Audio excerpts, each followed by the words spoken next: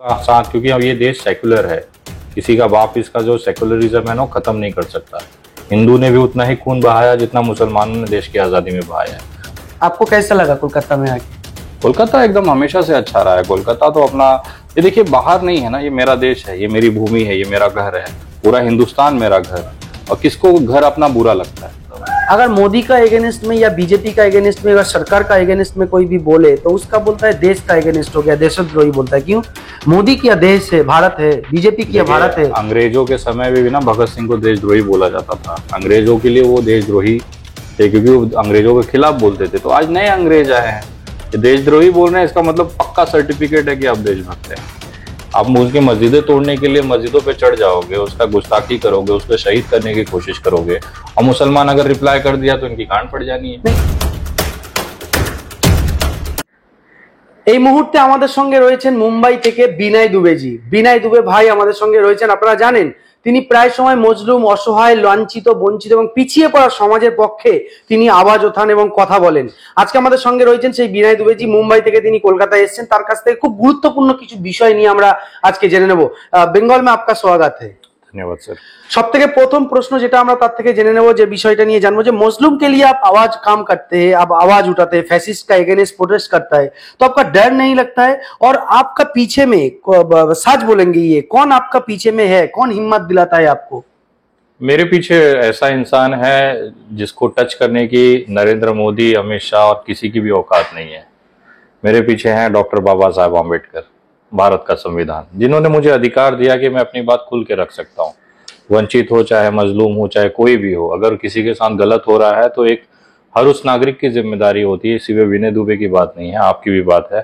जिसने अपने आप को जिम्मेदार नागरिक समझा है, उसको लगता है वो गलत है, वो खुल के बात रखेगा और डरने की कोई बात नहीं है। लेकिन फैसिस्ट के अगेंस्ट में जो बात बोला, किसी को इंतकाल हो गया, किसी को मार दिया, किसी को जेल में भरा हुआ है, तो आपका ये डर नहीं लगता है कि आपको भी जेल में जाना पड़ेगा या मार देंगे, क्या कुछ भी हो सकते हैं?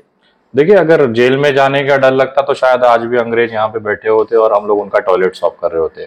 जेल में जाने का डर उसी दिन खत्म हो गया जिस दिन एक 23 साल का लड़का फांसी चढ़ गया, जिनका नाम था भगत सिंह।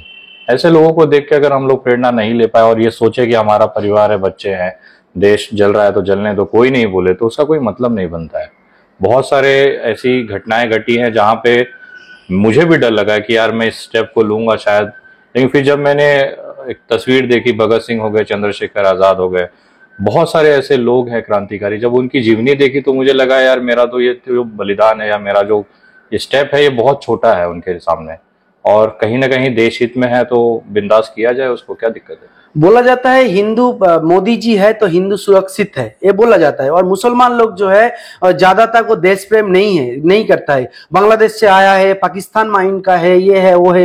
लेकिन आप लोग तो किस लिए काम कर रहा है? हिंदू का लिए तो हिंदू के लिए मोदी जी है, और ये जो मुसलमान लोग है ये तो बांग्लादेश से आया है बोला जाता है, पाकिस्तान का प्रेमी है, ये सब बात बोला जाता है। तो आपका काम किसके लिए है? देखिए, अगर इस वीडियो को देखने वाले तमाम मेरे देश के मुसलमान भाइयों से कहना चाहता हूँ, जब भी ऐसा कोई सवाल आपके सामने दिखे तो ना उनको अपने माथे का ये जो नमाज के बाद आने वाला जो काला निशान है ना वो दिखा देना। बोलना आप लोग के जैसे हमारी देशभक्ति मतलब वो नकली या फर्जी नहीं है।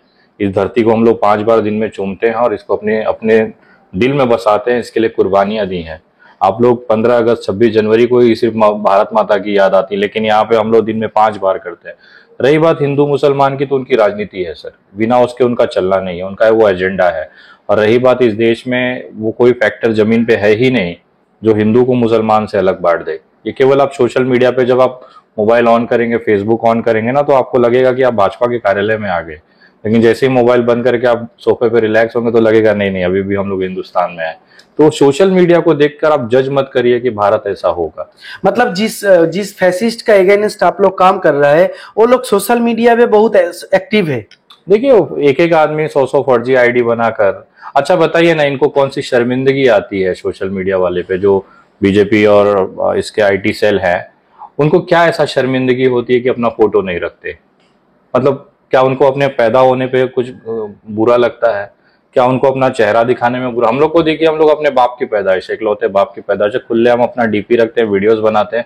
उनके वीडियोस, उनके डीपीस पे क्या होता है? भगवान श्री राम का फोटो होता है, हनुमान जी का फोटो होता है। नहीं कुछ मिला तो कोई एक सिंबल, हिंदुत्व का सिंबल रख के वो बात करेंगे, गाली गलौज करेंगे। ये इनका ये प्रोफेशन है क्या?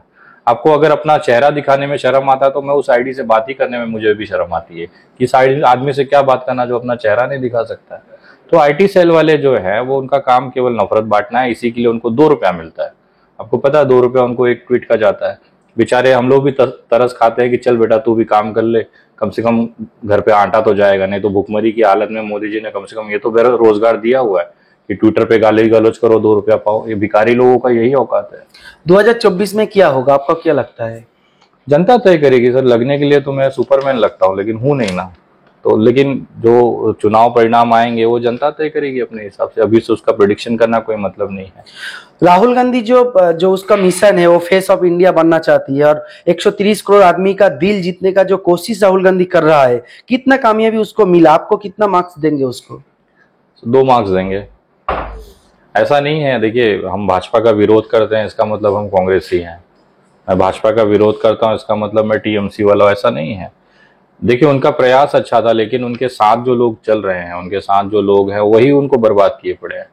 अभी आप राजस्थान में देख लीजिए, वहां पे कांग्रेस के कार्यकर्ता ही कांग्रेस के खिलाफ आंदोलन और धरना प्रदर्शन कर रहे हैं। तो ये पहले उनको सुधारना पड़ेगा। उनको पहले अपना संगठन, अपना जो टीम है जमीनी स्तर पर पहले उसको सुधारना पड़ेगा। देश सुधारने की बात तो दूर की बात है। अभी भी मुझे ऐसा लग रहा है कि 2024 में बीजेपी के कंपटीशन में अभी तक कोई पार्टी नहीं दिख रही है मुझे। रीजनल वाइज आप देखेंगे तो यहाँ पे ममता बनर्जी हावी हैं, लेकिन इसके अलावा पूरे देश के अंदर मुझे ऐसा कोई लीडर नहीं दिखता कि जो टक्कर दे सके उनको। तो आंचलिक जो दल है वो लोग एक कट्टा होके कांग्रेस का हाथ, मतलब बीजेपी का अगेंस्ट 1:1 लड़ाई करके कोई कुछ भी नहीं होगा? देखिए पूरा विपक्ष इस समय इसमें लड़ रहा है कि प्रधानमंत्री कौन बनेगा। नीतीश कुमार जी दिल्ली का दौरा कर रहे हैं, उनको लग रहा है कि पीएम कैंडिडेट हो जाएंगे। ममता जी को लगता है कि उनको होना चाहिए, क्योंकि उन्होंने इतने कंटिन्यूसली सीएम देखा और एक बीजेपी के सामने लड़के एकदम अपना दावा उन्होंने पेश किया है। अरविंद केजरीवाल का सोशल मीडिया पे ट्रेंड किया जाता है कि नेक्स्ट पढ़ा लिखा पीएम होना चाहिए। पहले विपक्ष तय कर ले बैठ के कि भैया इसका चेहरा कौन होगा, या होगा तो कौन होगा। मेरी तरफ से सजेशन है कि अगर कल को आप लोग एकजुट होकर पहले चुनाव लड़ लीजिए, आप सही सलामत रहोगे, जीतोगे, तब ना प्रधानमंत्री बनोगे। आपस में लड़के आप वापस पब्लिक को ये मैसेज दे रहे हो कि विपक्ष एकजुट नहीं है। और मेरा सजेशन रहेगा, एक रिकमेंडेशन है आपके वीडियो के माध्यम से, कि जितनी पार्टियां हैं सब 1-1 साल के लिए प्रधानमंत्री बन जाओ, क्या दिक्कत है। बंगाल में तो बीजेपी सेकंड पोजीशन में है, बंगाल में आने का मतलब क्या है आपका? देखिए आप, मुझे ऐसा लगता है पॉलिटिकल लेवल पे, और जो मैं बीजेपी को जितना करीब से जानता हूं, कि बंगाल के पॉलिटिक्स के लोग जो है ना, वो बंगाल में भाजपा को बहुत कम समझते हैं। वो इतनी बड़ी हरामी पार्टी है कि 3 एमएलए से 75 पहुंच गया 5 साल में। मैं गारंटीड बोल रहा हूँ अगला वो सत्ता बना लेंगे वो लोग। अगर आज भी टीएमसी या बंगाल गवर्नमेंट अगर कंट्रोल नहीं कर पाई बीजेपी को, और पूरा काट देगी, पूरा चीजें आप उनको डाइवर्ट कर देंगे, आपके लोग वो खरीद लेंगे, सीबीआई ईडी की रेड डलवा देंगे।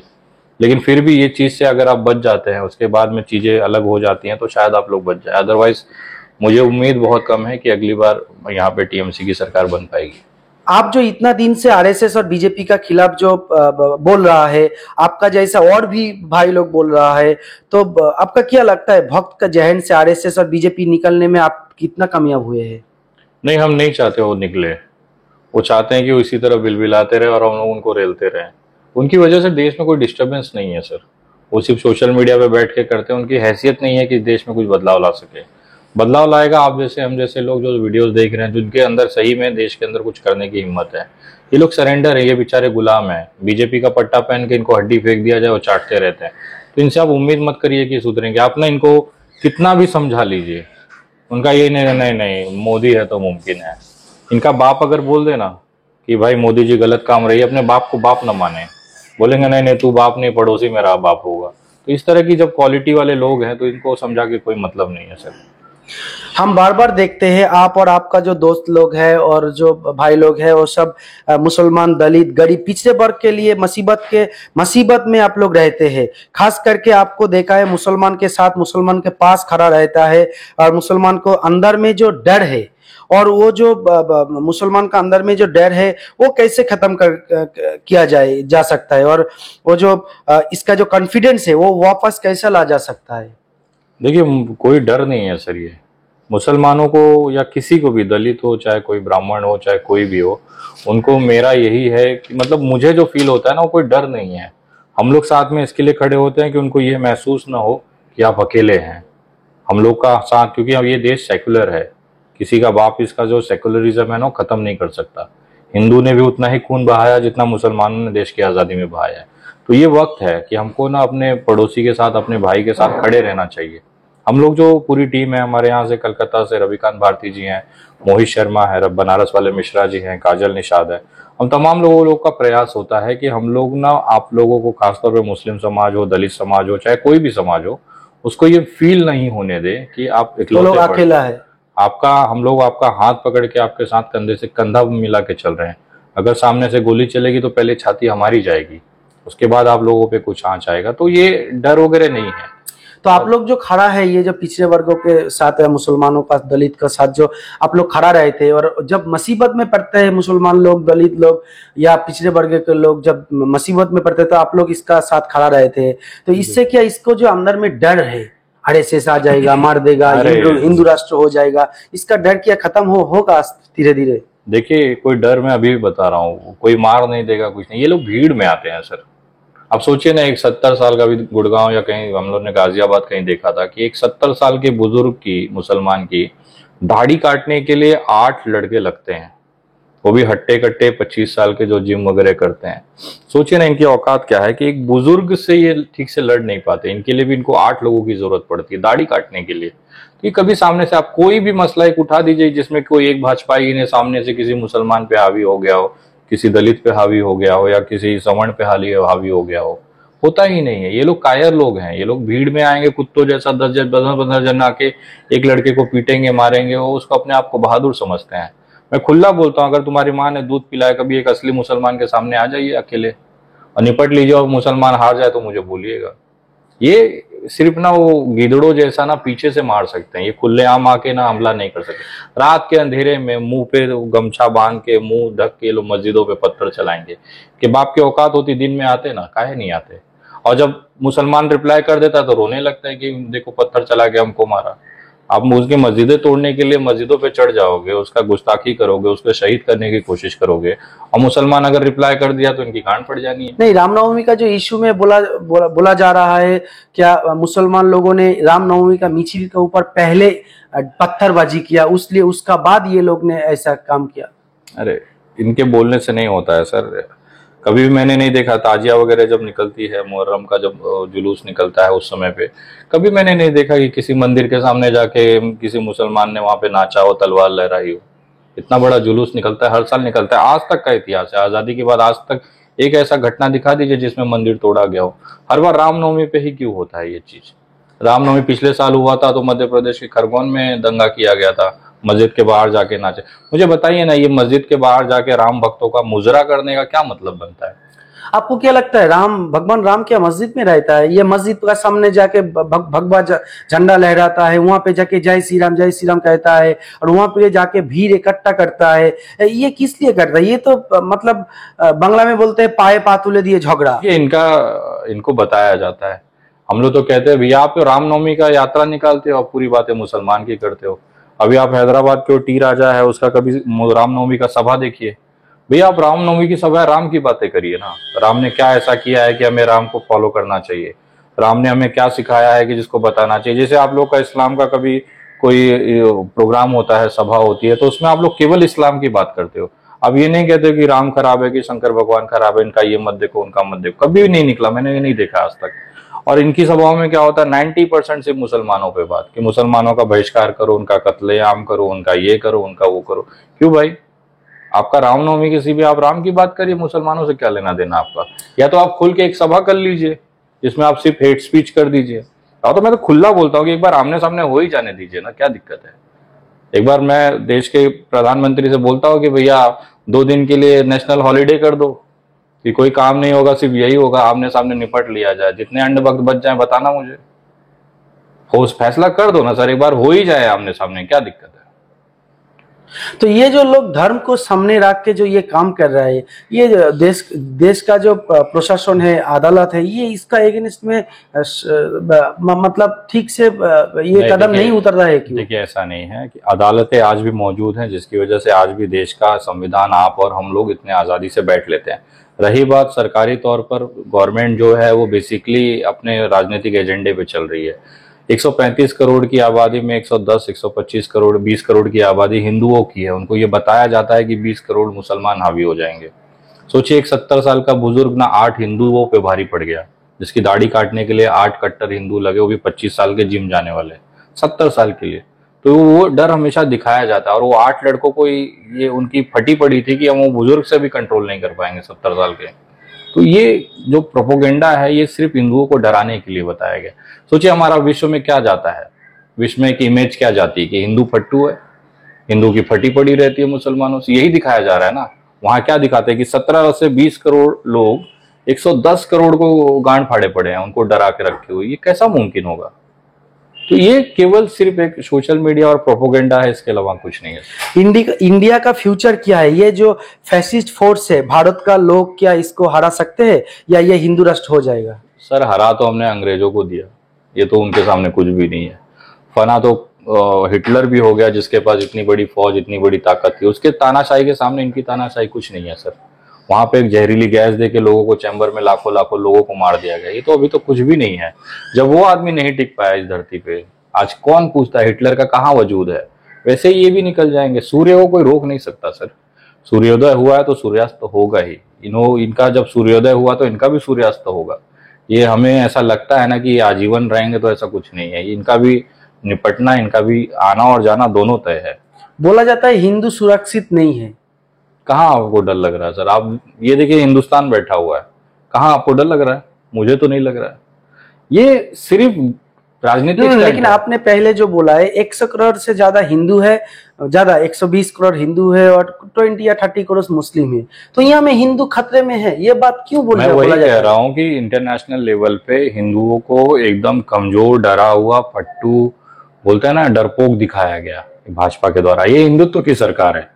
और विदेशों में क्या दिखाया जाता है कि हमारी गांड मुस्लिमों से फुटती है। मतलब ये इमेज हिंदुओं की खराब करने की काम कर रहे हैं।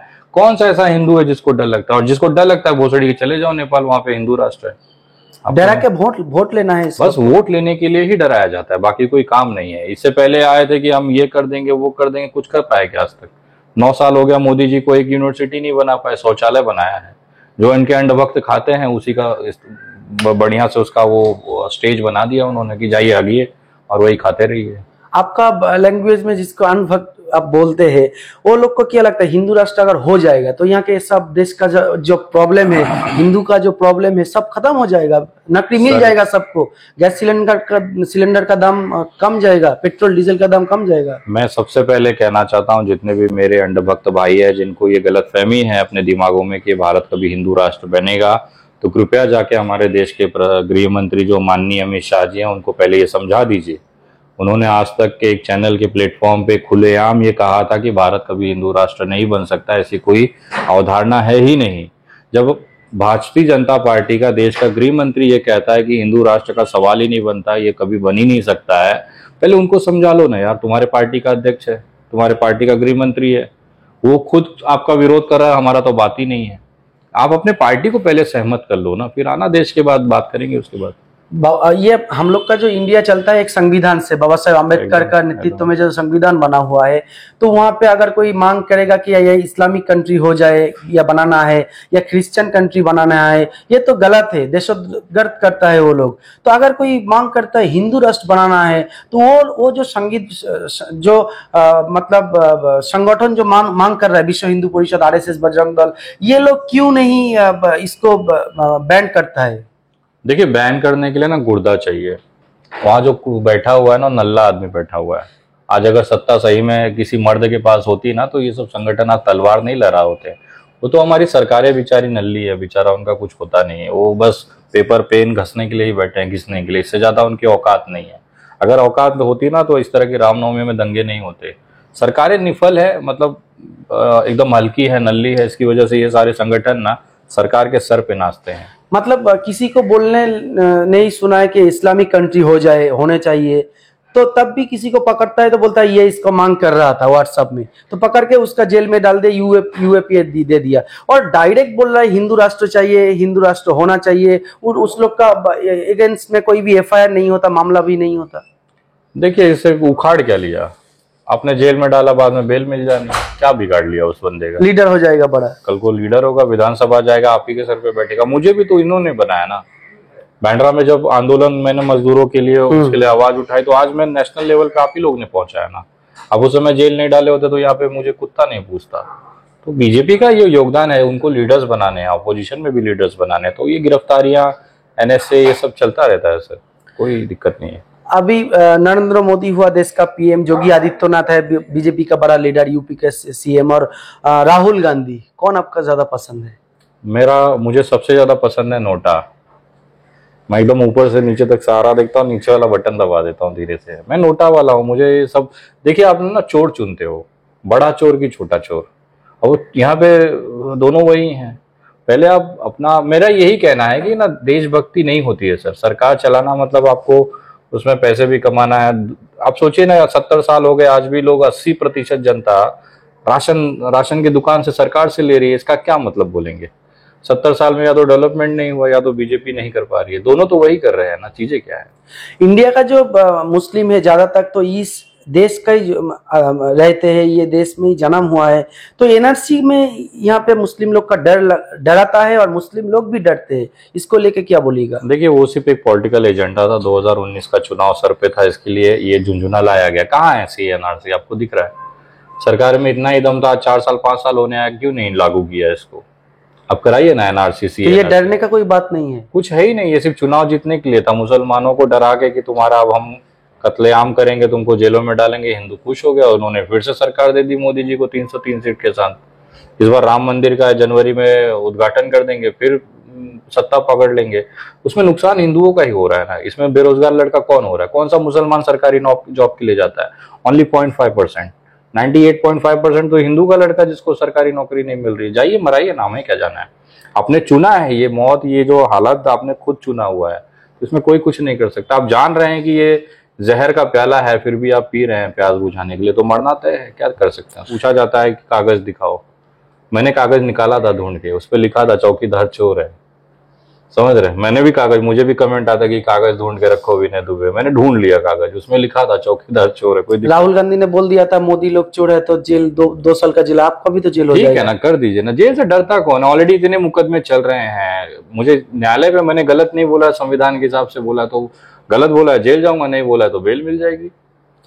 आप लोग एकदम शेष आपका क्वेश्चन है, आप लोग जो पूरा देश में घूम रहा है, हमने देखा जो मतलब जो पिछड़े वर्ग है उसके लिए आवाज उठाते हैं, तो पूरा देश में जाके आपको कैसा लगा? क्या स्थिति है अभी देश का जो आदमी लोग 130 करोड़ आदमी, अब सबको पास नहीं पहुंचा लेकिन ज्यादातर आदमी का पास पहुंच गया, तो क्या मांग है देश का आदमी लोग का? देखिए, मांग कुछ नहीं है, सब भाजपा से परेशान है। भाजपा मशीन को मैनेज करके, प्रशासनिक मैनेज करके, लोगों के साथ भावनात्मक मैनेज करके वो सीटें जीतती हैं। अगर ये तीनों हटा दीजिए तो एक सरपंच का, एक प्रधान का, एक मुखिया का चुनाव नहीं जीत सकता है। तो पब्लिक सब जानती है कि चीजें क्या हो रही हैं।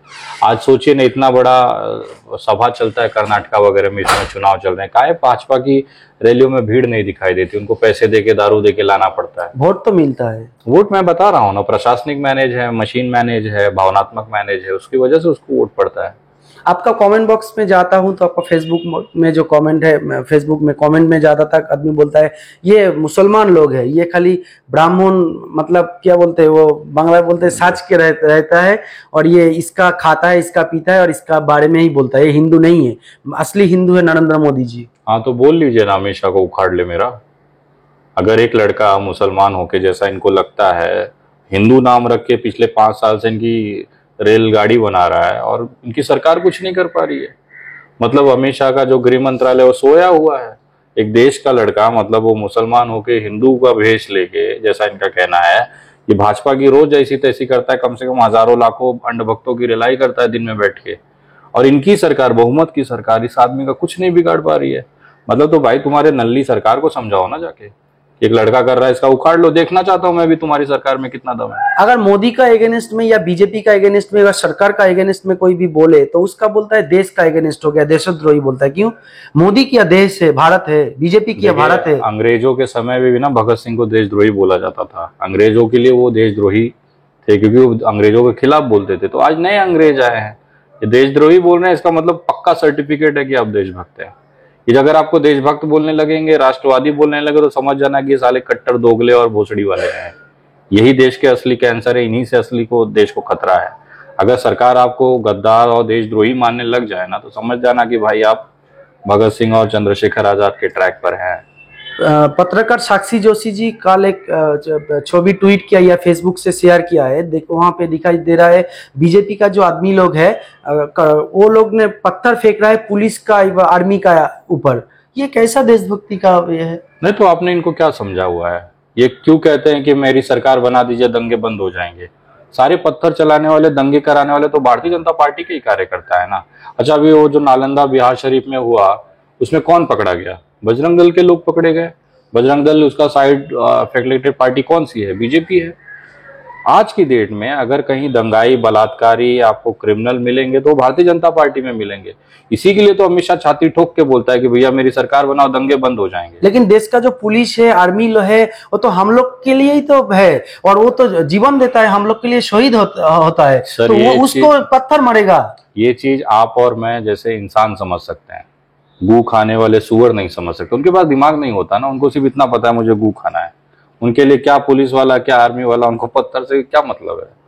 दिमाग जिसके पास होगा वो संवेदनाएं समझेगा ना, वो इंसानियत समझेगा। नहीं यार, वो पुलिस वाला दिन रात हमारे लिए मेहनत कर रहा है, उस पर क्यों पत्थर चलाना? सुअरों को नहीं पता है ना, उनको तो बस संडास ढूंढना रहता है सड़क पे घूम घूम के। अच्छा, यहाँ मिलेगा, वहां भीड़ बना के खाएंगे। तो ये इनकी जो फौज है ना, वो सुअरों की फौज है। उनसे आप ये, अरे आप उम्मीद लगा लिए, मुझे लग रहा है कि सर आपको फिर से पत्रकारिता करनी पड़ेगी। महेश कश्यप कोलकाता में आया था और बोला था यह इतना गंदा है, इतना भीड़ है, इतना क्राउड है, इतना यहाँ पे अच्छा नहीं है, ये बोला था। आपने भी कोलकाता आया है, कोलकाता कैसा लगा? कलकत्ता हम लोग आए थे, लेकिन देखिए अब उसको तमिलनाडु भेजे। उसको कलकत्ता अच्छा नहीं लगा तो उसको तमिलनाडु भेजें, जाइए देखिए वहाँ इडली सांभर अच्छा मिल रहा है कि नहीं। जेल में है अभी। हाँ, तो वो आया, कलकत्ता अच्छा नहीं लगा तो हमने बोला चलो दूसरा राज्य भी देख लो। अब कम से कम 1 साल वहां पे तमिलनाडु सर्च करेगा, अच्छे से देखेगा, उसके बाद हिसाब तय करेंगे कैसे करना है। आपको कैसा लगा कोलकाता में आके? कोलकाता एकदम हमेशा से अच्छा रहा है। कोलकाता तो अपना, ये देखिए बाहर नहीं है ना, ये मेरा देश है, ये मेरी भूमि है, ये मेरा घर है, पूरा हिंदुस्तान मेरा घर है। और किसको घर अपना बुरा लगता है? घर उसी को बुरा लगता है जो अपने दिल में नफरत पाल के, या नहीं अच्छा लगता है ना, मतलब होता है ना, दुश्मनी है घर के लोगों से। मनीष कश्यप जैसे लोग अपने ही देश के नागरिकों से नफरत करते हैं। मैं अपने देश को जोड़ने के लिए निकला हूँ, मोहब्बत करने निकला हूँ। तो पूरा भारत, कश्मीर से लेके कन्याकुमारी तक मेरा है sir. Thank you so much. धन्यवाद।